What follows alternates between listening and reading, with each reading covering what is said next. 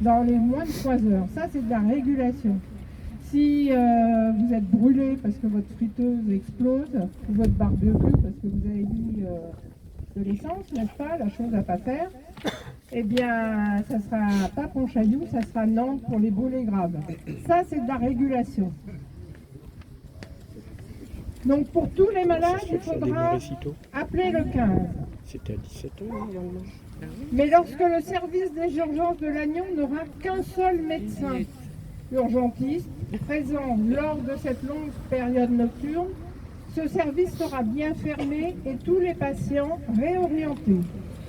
Ils seront diagnostiqués donc après le 15 par téléphone. Ils partiront en transport à Paimpol, Guingamp, si celui-ci n'est pas fermé, ou alors Saint-Brieuc, quitte à revenir se faire hospitaliser dans les heures qui suivent à Lannion. Ça, on a un exemple. En faisant signer les pétitions, on a l'exemple. Ploubert, la personne venait. Quel moyen en transport pendant ces 13 longues heures? Le 10, avec ce qu'on a déjà expliqué comme problème. De qui se moque-t-on? Cette situation de mise en danger, de perte de chance, semble assumée par l'ARS et le groupement hospitalier. Ne l'acceptons pas. Nous avons 4 semaines pour réagir. Poursuivons, prolongeons l'exceptionnelle mobilisation du samedi 13 janvier, comité de défense, élus, population, personnel de l'hôpital. Nous avons manifesté notre refus de ce recul de l'accès aux soins, de cette situation indigne pour les malades, indigne d'une société solidaire. Nous avons demandé au sous-préfet la tenue d'une table ronde. Celui-ci est parti dans le cabinet de Rachida Dati. Et nous avait réorienté vers la directrice du GHT, qui est présente là maintenant. Nous avons refusé de nous rencontrer qu'elle. Nous avons donc redemandé la tenue d'une table ronde, cette fois-ci au préfet. Toujours en présence des représentants des usagers, des représentants des personnels de l'hôpital, des élus du territoire, de la direction de l'hôpital. Le préfet doit nous entendre. Donc nous devons exiger la tenue d'une table ronde en préfecture avec tous les protagonistes pour débattre des solutions pour maintenir l'hiver sur l'urgence.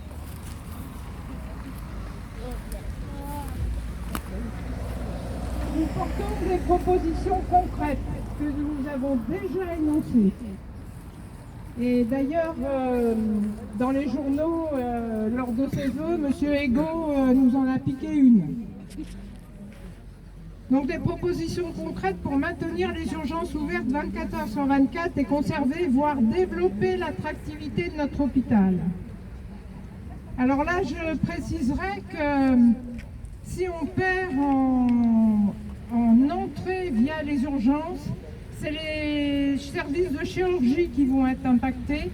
Et je crains que ça soit la bonne raison ensuite pour valider le rapprochement polyclinique-hôpital.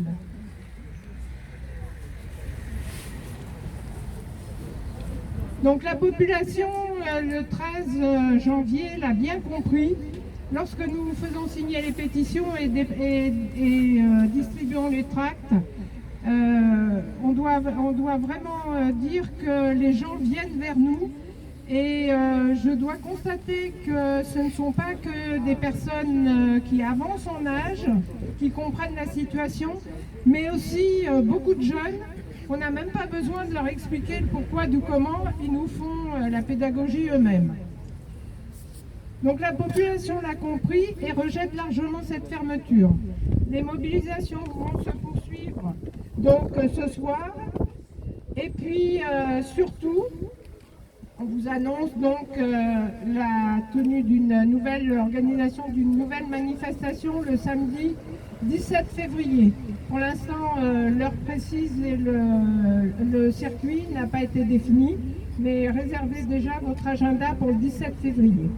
Voilà, donc maintenant on va je précise quand même que ce soir, là, il est 17h passées, les urgences sont bien fermées cette nuit. 31, c'est fermé.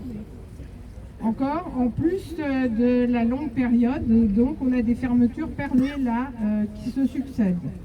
Donc là, nous allons nous diriger tranquillement vers le lieu de réception des vœux, là.